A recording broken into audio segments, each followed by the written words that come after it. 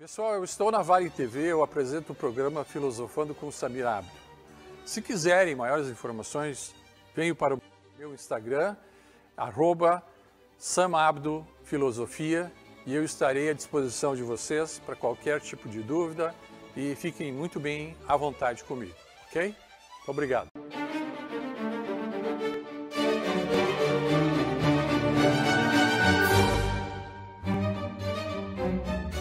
Olá, eu espero que estejam todos bem.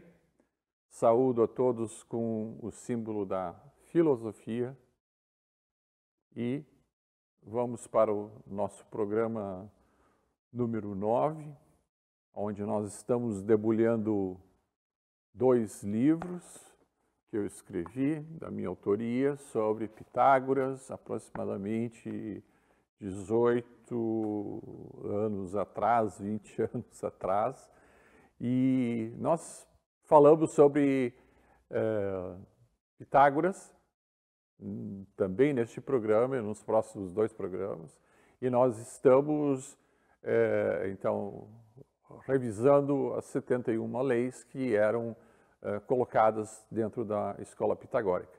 Nós falamos sobre as primeiras 20 e agora nós vamos falar e vamos abranger um pouco mais desse filósofo que tanto tem para nos ensinar, e nós vamos aprender um pouco mais a partir de agora. Eu espero que vocês gostem e se entusiasmem por saber mais sobre Pitágoras. Então vamos lá. Nós vamos começar então pela continuidade de onde paramos, então, pela regra número 21. Há muitos tipos de raciocínios entre homens bons e maus. Não os administre com muita facilidade, nem os rejeite. Quando nós falamos homens bons e maus, nós não sabemos discernir quem é bom e quem é mau até que uma atitude seja feita. Ou seja, a atitude positiva e a atitude negativa. Então, normalmente, nós temos, por intuição, dar o máximo de crédito a todos que são desconhecidos, até que haja um tipo de decepção ou algum tipo de satisfação. Mas muitas vezes nós nos decepcionamos porque nós esperamos muito mais de certas pessoas pelas nossas expectativas. Então, como diz aqui, mas se as falsidades forem avançadas, né, ouve-as com brandura e arme-te com paciência. Isso quer dizer o quê? Se a situação foi criada por tal pessoa, não adianta arranjar uma outra confusão para resolver a primeira confusão, porque a primeira confusão foi formada pelo excesso de credibilidade que nós demos a essas pessoas. Ponto 24. Observa bem em todas as ocasiões o que dir-te-ei. Não deixes que qualquer homem, seja por suas palavras, seja por seus feitos, que seduza-te. Ou seja, nunca te deixe envolver por pessoas que são muito eloquentes, que são muito incisivas, porque a melhor forma de demonstrar bondade é feita com atos e não somente com palavras. As palavras são como um travesseiro de penas colocadas ao vento. Uma vez ditas, elas nunca podem ser recolhidas e nem colocadas de novo no mesmo travesseiro. No entanto, os atos demonstram o que as pessoas na verdade são. Então, baseiem-se mais nos atos do que nas palavras. As falsas promessas são as maiores decepções que nós temos na vida. Continuando. Nem te atrevas a dizer ou fazer o que não é proveitoso para ti. Isso é muito bom. Pensar em nós mesmos de forma positiva. Não estou falando em tirar vantagem de nada e nem de ninguém. Mas o que me foi feito e o que me foi dito que me serve para evoluir, eu tenho que ser grato por receber tal instrução. Consulta e delibera antes de agires, para que tu não possas cometer ações tolas. Pois é, o que são as nossas ações tolas? São aquelas que nós empreendemos sem conhecimento. Quando nós tentamos fazer coisas além dos nossos limites. Entendam bem, o médico, ele só é médico quando ele é formado, ele fez toda uma faculdade, toda uma universidade, passou por um estágio, passou por por um hospital, ele fez a parte prática, fez a parte teórica e, por fim, ele passa com nota suficiente, ele é um médico. Não adianta tentar entrar numa escola de medicina e dizer eu sou médico. Não, ainda não é médico. É médico somente depois de formado. E aí nós temos um segundo ponto. Qual é a média de notas que foi tirada por esse médico durante o decorrer dos seus estudos? Nós podemos ter um médico que a nota mínima para ser aprovado é 5, ele é um médico nota 5. Nós podemos ter um médico nota 10. Como é que nós vamos saber? É na prática. É como nós somos tratados, o quanto de pacientes se tornaram pessoas curadas e quantas foram vítimas daquela pessoa pelo enquadramento, e isso vale para toda e qualquer profissão. Então, lute sempre pela maior nota, pelo melhor resultado, e entenda que somente depois de terminado o estudo é que a pessoa é aquilo que estudou. Pois é parte do homem miserável falar e agir sem reflexão. É justamente isso. Pessoas que muito falam, pouco fazem. Eu disse antes, é melhor avaliar as pessoas por ações do que por palavras.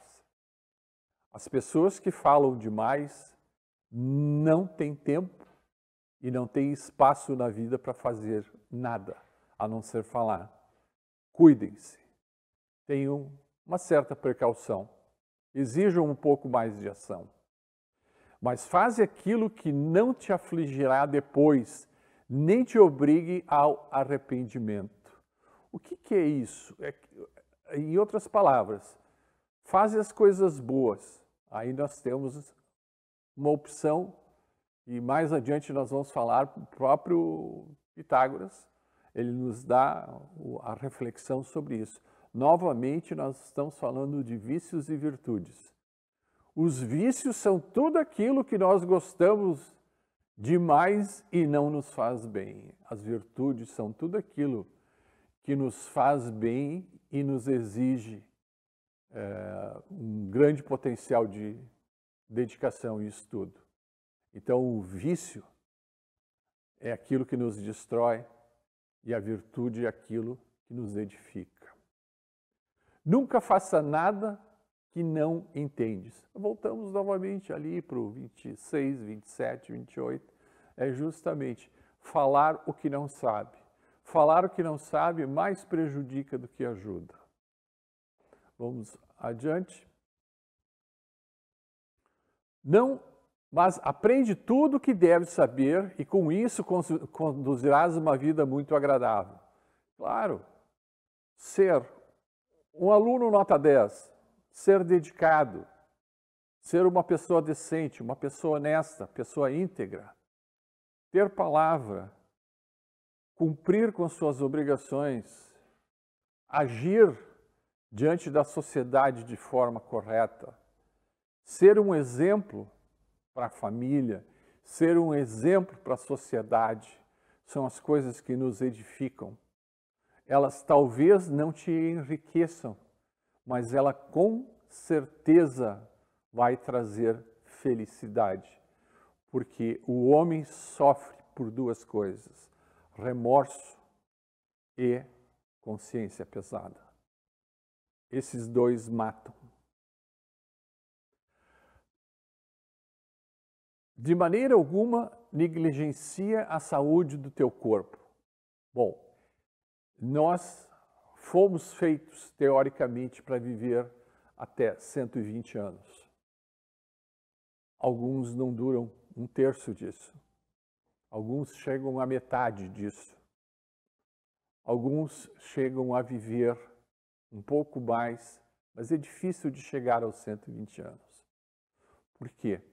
Porque nós não tratamos o nosso corpo como um templo. O nosso corpo deveria ser tratado com coisas boas, mas somos eventualmente bombardeados e constantemente induzidos a consumir coisas que fazem mal para o nosso corpo. Agora, entenda uma coisa, o maior veneno do corpo humano está aqui, no sistema mental. Aí vem de Hermes. Tudo é mental. Se nós não soubermos que um ato cometido é ilícito, ele não é pecado, ele não é um crime.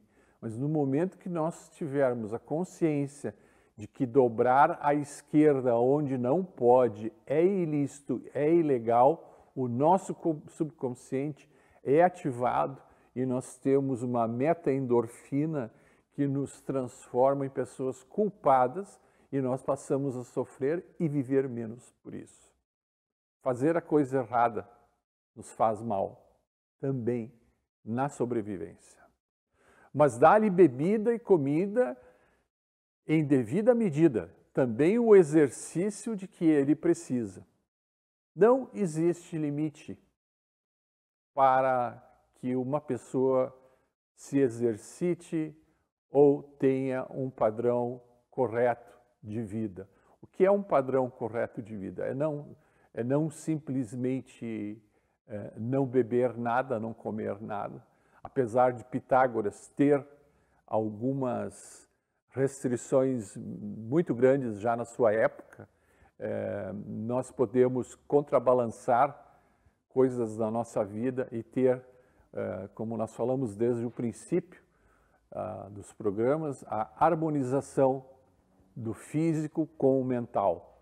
O físico e o mental harmonizados, nós teremos uma vida saudável, sem extremos. O excesso de adrenalina, que é justamente o excesso de emoções, assim como o excesso de endorfina, que é o excesso de satisfação e felicidade, são perniciosos, são ruins. Nós temos que ter um contrabalanço disso. Agora, por medida, quero dizer que não incomodará a ti.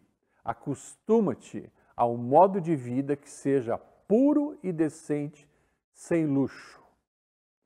Quando nós falamos sem luxo,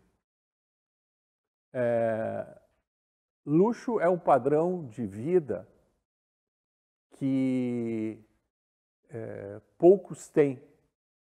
Menos de 1% da população humana detém 99% das riquezas do mundo. Então, a concepção de luxo pode ser diferente para um e para outro. Mas a questão do conforto e satisfação de vida é onde Pitágoras quer chegar, porque ele nasceu em uma família rica. Ele sabia o que era o luxo.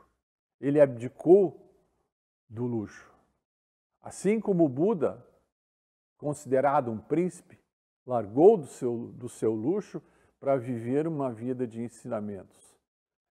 Só misturei um com o outro porque eles tiveram um contato e tiveram uma aproximação e ensinamento, assim como eu disse que teve com o Lao Tse. Pois muito bem, nós vamos adiante.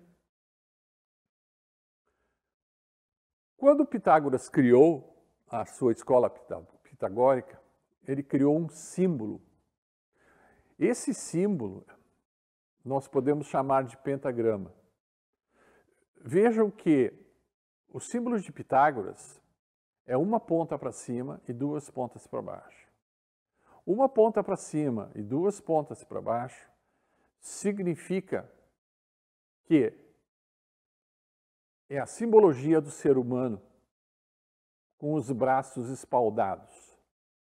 Se encontrar as duas pontas para cima e uma ponta para baixo, é o contrário. Ele é um pentagrama voltado para coisas obscuras, não necessariamente do bem. Quando eu digo não necessariamente do bem, significa que alguém vai tirar vantagem de alguém. É assim que funciona o bem e o mal. O bem é quando eu faço uma coisa para alguém sem querer nada em retorno e o universo dá esse retorno. O tempo de retorno é desconhecido. Agora, quando eu faço mal, ele me impacta imediatamente. No momento que o mal é feito, ele me impacta imediatamente. Quando eu tento tirar vantagem de uma pessoa, eu pago aquele preço. Então, observem bem e tentem evitar, sempre que puderem, o pentagrama com as duas pontas para cima. Esse símbolo tem 2.500 anos. Ele aparece em várias coisas, assim como ele está, em várias coisas, várias comidas, várias bebidas, em vários lugares.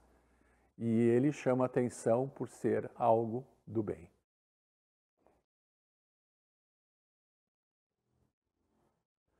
Vejam aqui a proporção áurea, que nós já havíamos falado, colocado sobre o homem vitruviano.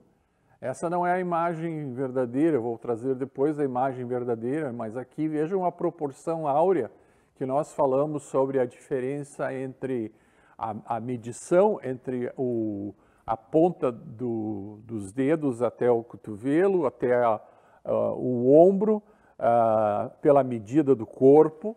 Veja que foi tudo medido aqui e a proporção áurea é exatamente aquela que está sendo mostrada aqui. Como Pitágoras, já na época, conseguiu transpor o ser humano dentro de uma figura, vamos chamar de esotérica, porque eram assim que eles eram reconhecidos, como agnósticos na área de estudos e esotéricos na área de conhecimento. Apesar de toda a matemática ser absoluta, o próprio Pitágoras escondia dentro dos seus conhecimentos, assim como naquela imagem do pentagrama, o que ele queria transpor era exatamente isso aqui. E agora nós vamos ver a imagem do homem vitruviano pintado, desenhado por Leonardo da Vinci, seguindo a mesma proporção áurea. Essa foi a visão que Da Vinci teve do pentagrama de Pitágoras. Dentro disso, nós podemos dizer que a compreensão das pessoas mais inteligentes sobre assuntos básicos é melhor do que pessoas com menos capacidade falando sobre assuntos complexos. Será que eu consigo me fazer entender? Uma pessoa que tem o básico de informação sobre a eletricidade sabe instalar um chuveiro. Mas um eletricista não necessariamente, sem denegrir o eletricista, sabe necessariamente consertar uma nave espacial ou um foguete. É um comparativo muito simples. Por isso nós temos diferentes graus de conhecimento. O médico está acima do enfermeiro. O enfermeiro tem que cuidar da parte que lhe cabe ao seu nível de instrução, enquanto que o médico trata a partir do momento que termina o grau de instrução do enfermeiro. Esse é o ponto que está sendo mostrado aqui. Vamos ver se nós temos mais alguma imagem. Então, evita todas as coisas que causarão inveja. Isso é complicado, né? Como é que nós podemos não causar inveja? Só tem um jeito, é nós vivermos a nossa própria vida e não nos importarmos com os outros. É difícil viver dessa maneira? Talvez sim, talvez não. Agora, se eu for me importar com o que os outros pensam, eu deixo de viver minha vida e passo a viver a vida dos outros. Eu tenho que desenvolver a minha vida. E não sejas pródigo fora da época como alguém que não sabe o que é decente e honrado. O que é ser decente e honrado? É ter uma vida retilínea, é ter uma vida de felicidade, uma vida de eudaimonia. Como eu disse anteriormente, eudaimonia vem dos dímonos, né, dos demônios. A eudaimonia tanto pode ser formada por coisas ruins como por coisas boas. Eu prefiro que todos pensem na sua eudaimonia como uma forma de decência e honradez. Nem sejas cobiçoso, nem mesquinho. Uma medida devida é excelente nessas coisas. Bom, a medida é de, como eu disse, não viver no luxo, mas viver confortavelmente. Viver confortavelmente é muito melhor do que viver no luxo, e eu posso garantir que é muito mais econômico, despende menos e tem mais tempo de apreciação das coisas que o cercam. Eu ter uma vida simples, mais feliz, é muito mais fácil de viver do que uma vida complexa e cara. A vida complexa e cara é aquela que passa pela senoide que nós falamos, que é tudo que está em cima está embaixo. Uma hora eu estou lá em cima, outra hora estou ali embaixo. Somente faze as coisas que não podem machucar-te e libera antes de fazer, ou seja, pensar. Pensar, pensar e pensar. Quando nós falamos em pensar, nós temos que pensar se aquilo que eu vou fazer, o que eu vou dizer é produtivo para mim, é produtivo para os outros, é produtivo para o mundo, ou simplesmente vai machucar alguém, vai ferir alguém. Será que eu devo construir o meu ego dessa maneira? Será que eu devo destruir o ego de outra pessoa, me autoafirmando, me colocando acima dessas pessoas e impondo o meu estilo de vida? Eu acho que não vale a pena, porque reconstruir isso e reconquistar confiança é muito difícil. E a regra 40, nunca permitas que o sono feche tuas pálpebras depois que tu foste para a cama. Por que o sono não deve fechar nossas pálpebras?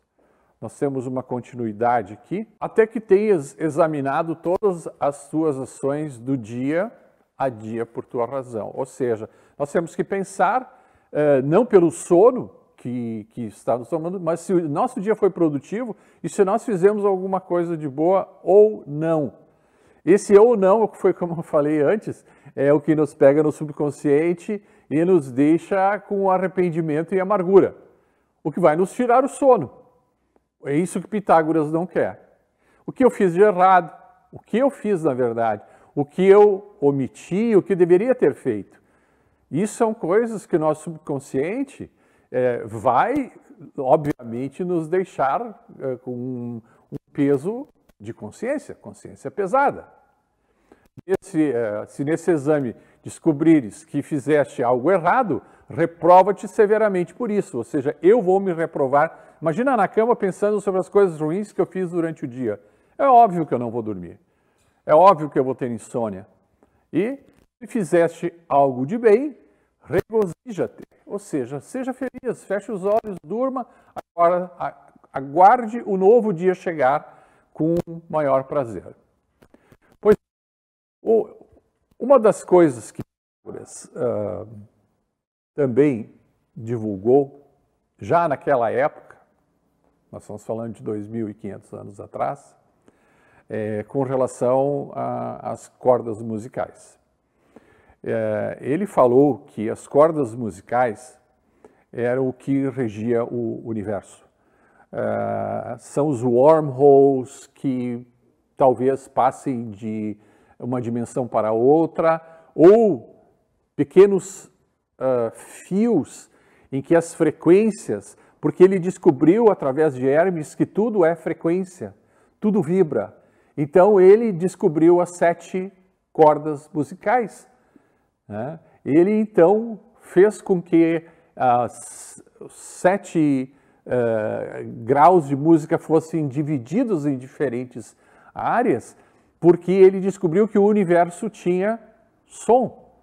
Então, nós nunca pensamos assim, a Terra se move a 400 mil quilômetros por segundo. Será que faz barulho? Vejam esse vídeo.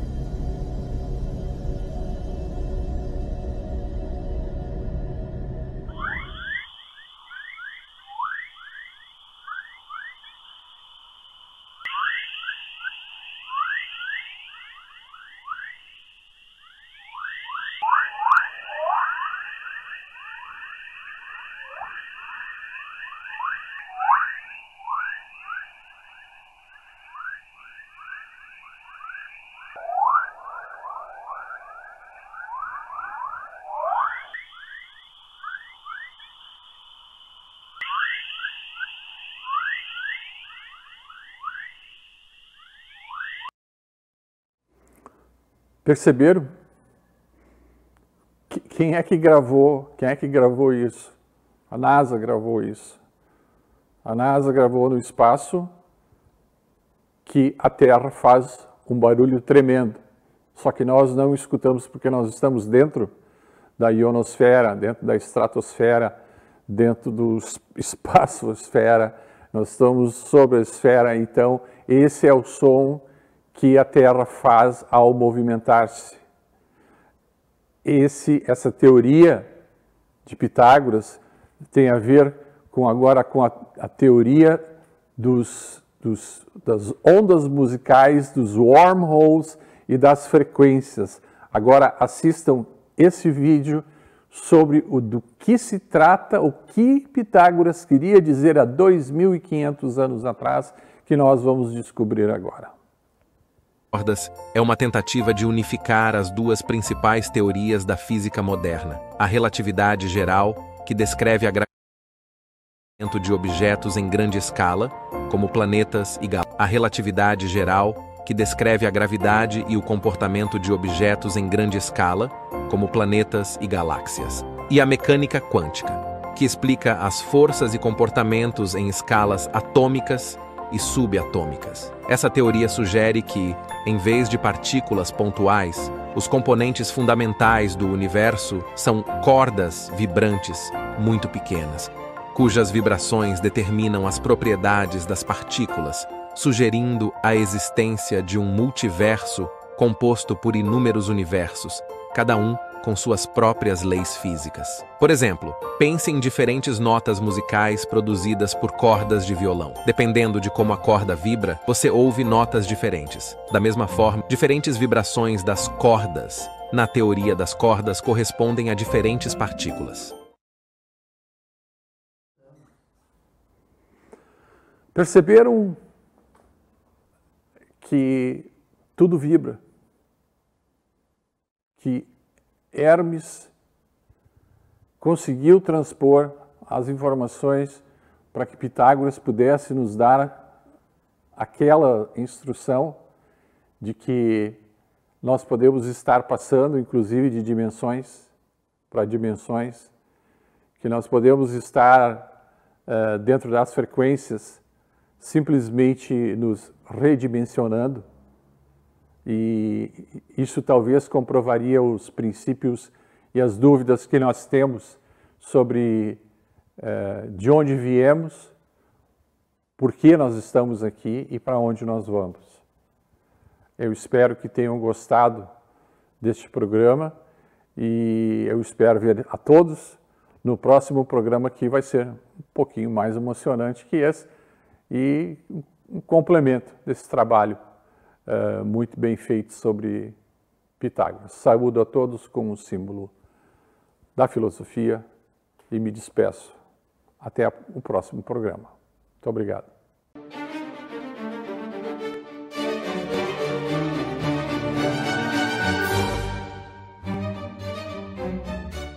Pessoal, eu estou na Vale TV, eu apresento o programa Filosofando com Samir Abdo.